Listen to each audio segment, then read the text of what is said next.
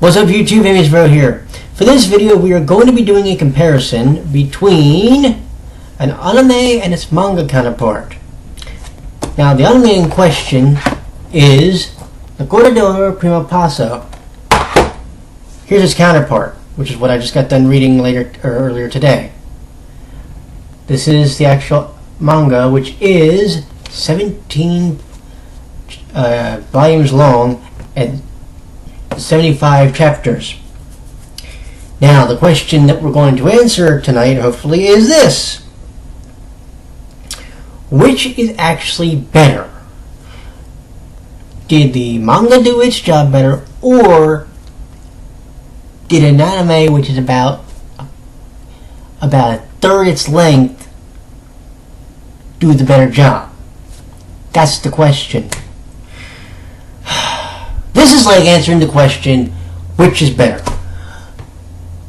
The movie version of a book, or the book that the movie is based on? Because everybody's going to be telling you it's one or the other. Here's my thing, right?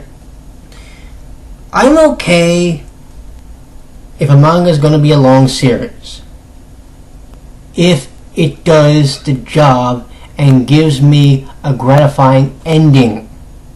Okay? If I can get an ending where towards the end, or when I get to the end, I'm either bawling like a baby or screaming, "Yes!" then you did your job.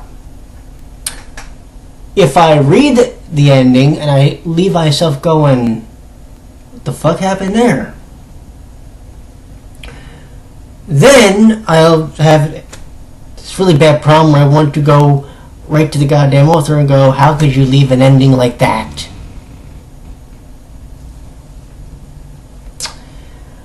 So let's talk about it. The story is the same no matter if you're reading the anime watching the anime or reading the manga. The story revolves around a young lady named Hino Kahoko. She's a general education student at Seiso Academy, who one day is given a violin by a fata named Lily. Well, the reluctant heroine gets thrust into a music competition where she competes against some of the best from the music department. And some of those individuals are on this cover right here. That, I don't know if you're going to see it, is Len Sukamura. That gentleman is named Hiharu Kazuki, right? You also have Seiji, Keiji Shimizu. You have Yunoki Azuma, and you can go jump in the lake. Actually, you can go jump in a vat of acid and I'll be happy. Shihoko Fumi, and of course, eventually we get the Ryotaro Tsuchira. Here's the thing that I want you to think about. This was 75 chapters long and 17 volumes. This is 4 discs and 26 episodes long. This tells a story that this tells you in about in a third of its length, and it tells the story better. The reason? Because they cut out the bullshit. That's the best way for me to put it. Let me explain this to you, right? Well, let me do it this way. They cut out the bullshit and they give you an ending which leaves me somewhat gratified towards the very end of the series. Here's my thing, right? If you're going to get me emotionally invested in your series, give me an ending where I can go, okay, that's your ending, I'm cool with it. Or give me an ending where I know I'm going to be emotionally fucked for about the next 30 minutes and I need to go compose myself. Okay? I remember watching, what was it? K Missing Kings. Well, I'm sorry, K Missing Kings is the movie. I remember watching K, and I remember watching episode 12, 13, and seeing what happened with Shiro, and I nearly cried. I bullshit you not. I nearly wept openly. I remember watching the final episode of Brothers Conflict when it was on, and I remember the day before watching, that day when I was getting ready to watch that episode, I remember I had to control myself because I was going to start crying. I'm not playing with you. That is when you know the characters of an anime did their job and got you emotionally invested. The anime does the same thing for La Corda del Oro. The manga had a bit of a harder time with me for a couple reasons. One, it's 3 times as long. Don't get me wrong. Towards the end, I'm sitting there going, oh god, what's the ending going to be? Mind you, I've had the ending spoiled to me twice by people who are ignorant little fucks, but that's another story.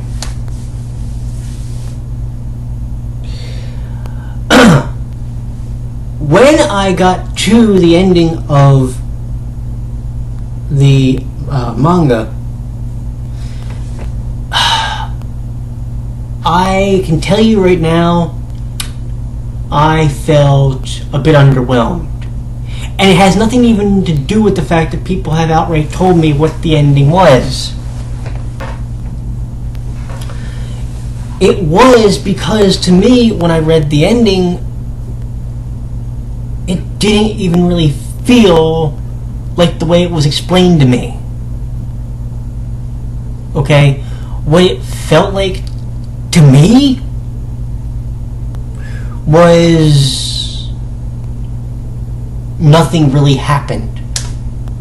There was no proper conclusion to the series. I hate it when you have this potentially emotionally gripping moment and then the author has to bring you back into reality. Lucky Star pulled that same bullshit. There was the episode where Corda, I believe was the woman's name. The ghost of her mother showed up in their house, and she was with her father. Instead of ending the series there and leaving the viewer, emotionally gripped for once because the rest of the series was goddamn Seinfeld, they added like 2 extra episodes, and I just went, well, what the fuck did you do that for? Seriously, that pissed me off worse than anything you could imagine. I don't care if you tell me that those other 2 episodes or 3 episodes or whatever it was were brilliant. They should have found a way to at least bring the series back to some humanity and ended it there so that you could leave fulfilled in some way. What I ended up with was angry after I watched those episodes of Lucky Star. We had legitimately the same shit in the manga. The same shit. Because you can't tell me the way it ended left you gratified. You can't tell me the way that they ended the manga made you go bawling like a baby for the next 3 weeks. Because people, I even read one review on Amazon and it makes me wonder what the fuck that person was reading. They said, well, Len made a confession. What confession? I'll get the manga real quick and read to you the exact part. And okay, yeah, they had the embrace at the end, if that's what you're talking about. But I mean, like, the way that they added those extra pages made it seem like they didn't really know how the fuck they wanted to end it. Like, my goal whenever I'm writing or whenever I'm thinking about writing something is, how do I want to end a story? How do I want to leave my reader? Do I want to leave you emotionally crippled, or do I want to leave you, feeling fulfilled and satisfied? And I know I'm spending an inordinate amount of time on the ending of the book, and there was a lot of other stuff that happened, but understand, when I watched the anime, the way they ended that, and I'm trying to remember, I think it was in I'm trying to remember if it was the Primo Passo ending, or if that's the second Passo, but there's the one ending where she's sitting up in the auditorium, and all the people who participated in the competition, in the music competition, are playing for her. All of them. That was awesome. That ending, I was cool with. Bravo. Didn't need to do anything more. They did what they needed to do. In 26 episodes. They told you a story that, yes, it was some of the focal points were Len and Kohoko and Ryotaro, but they also threw in Shimizu, they also threw in Kazuki, they also threw in Fuyumi, and they made them all a part of it, so that it wasn't just, the Len and Kohoko show, which is goddamn where it eventually got to in the manga. And I've never read a story, I've never read one where the author made me hate a character so bad that I wanted to legitimately go find that person and commit bodily harm to him. For whatever reason, this happens in every anime that I've ever seen an anime for. They pick one character and they make that one character the douchebag. They make that one character the one that you have to hate. Or in some cases, they make that one character the one you have to like, and that's fine. Especially if the rest of them are all idiots and assholes. But they basically hammered into your head early in the manga, the story we're going to tell you consists of two violinists, Kohoko Hino, Len Sukamori. That's it. Everybody else essentially becomes a side character at that point. Okay, that's a problem. Especially when you have 75 chapters that you somehow have to tell that entire story. How the hell are you doing that? Seriously. Not to mention that during those 75, you take one character and you make him the most despicable son of a bitch on the planet. Period. That's what they did to Yanoki Azu. They made him the most despicable human being on the face of planet Earth. And you wanted to see every evil thing. You want to see somebody do something to him and do physical harm to him by the time you were done. Because there was no way he could endear himself to you at that point. When he became the villain, you wanted to see him hurt. Period. I don't care. So, I'm telling you this because was there a lot of character development in the manga? Yes. Could they have done without some of it? Yeah, probably.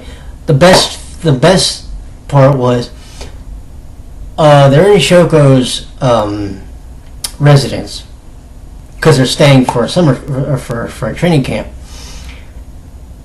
and some of the people had to go out with Mr. Kanazawa. So they leave Len, Ryotaro, Kazuki, and Yanogi in the goddamn house together. Alright. Now you're thinking there's going to be no issue, right? Well, it turns out that Ryotaro says to Len, "Hey, could you do me a favor?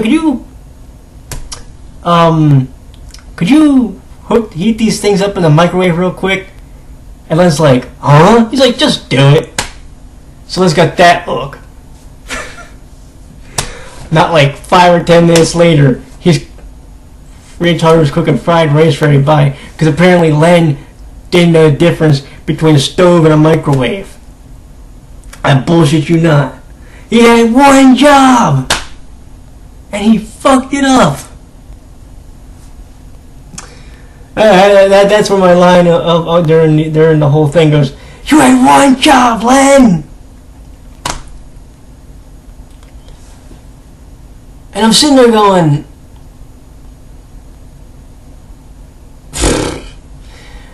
but I mean, that was cool, and to see Len, have that side of him, and also when he confronted Ryotaro later in the book towards the end, to see the human side of him was awesome. It was interesting when it was wrote in the manga series that he said, I don't talk with people, or I don't converse well with people, or so he said something like that. And I sat there and I went, really?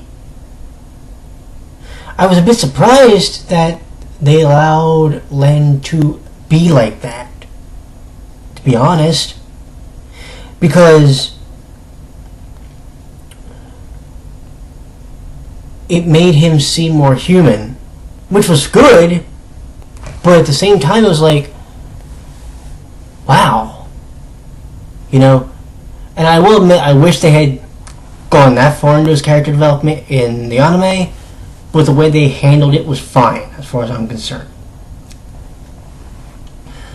I just wish, and again I'm going to reiterate this, the ending to the manga was probably the most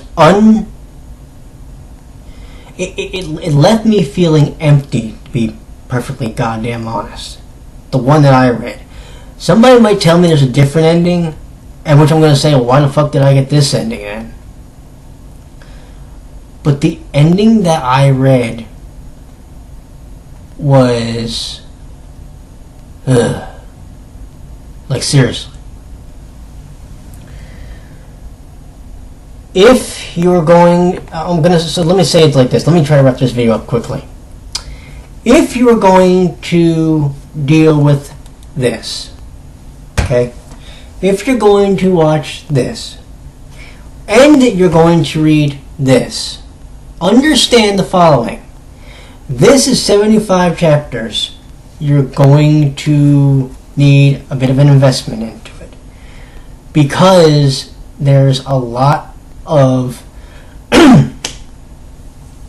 there's a lot of stuff that goes on in it that you may not consider to be part of the story.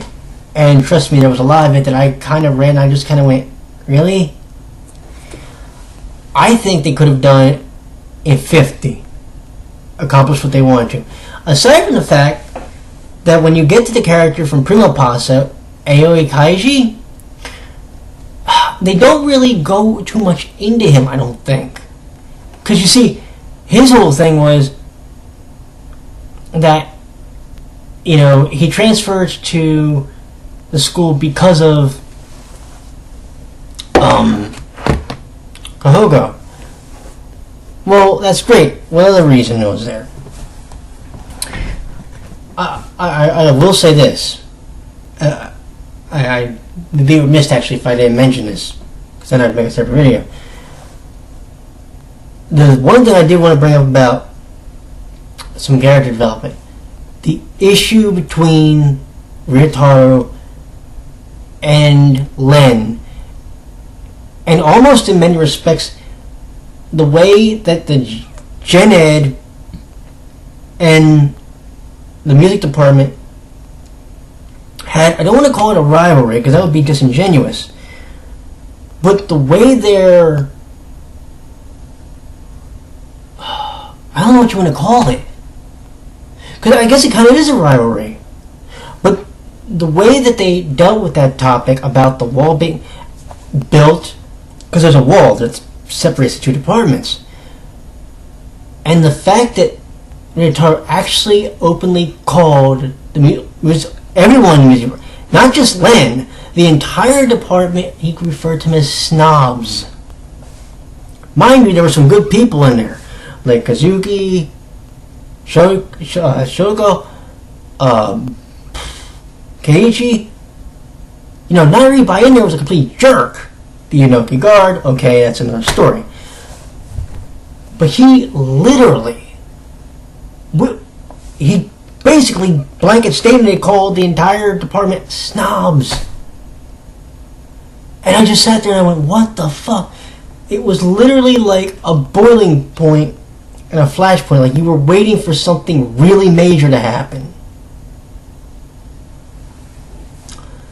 And the fact that they allowed that to escalate to that point,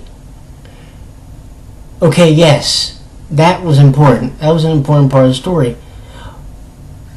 But let's look at the timing of when they got there versus when they could have addressed this earlier. They addressed it when Len's getting ready to leave up for abroad. They didn't address it earlier in the series, or in the book, when you could have really begin to understand the grudge that Ryotaro has with the music department, and maybe also understand his grudge against Len. As it was, towards the end, it was just kind of like, well, we need to explain this. Here, let's throw this in towards the end when everybody's emotions are running high. It doesn't make any sense. The way they threw those events in there, why did you wait so long? That's my issue. You know, at least when you get to the anime, they did what they needed to do, boom, done. Everybody go home. Blue Sky's going to be 12 episodes, so when I sit down and watch that, that's going to go boom, boom, boom, done. We're good. I will, so here's again my thing. If you're going to take care of one of these, then here's my suggestion. See this? Go watch this. It's only like $40, and you won't feel like you got a headache afterwards. If you read this, go into it understanding that yes, there is a very good story, but there's way too much filler, and and a lot of the events that get put in late toward the end of the story feel more like an afterthought than as an integral part of the story. So, which was better in this case, the anime or the manga? Anime wins. Sorry, kids. Did you all have a good night? I'm going to try and go get down the cough drop now. Later.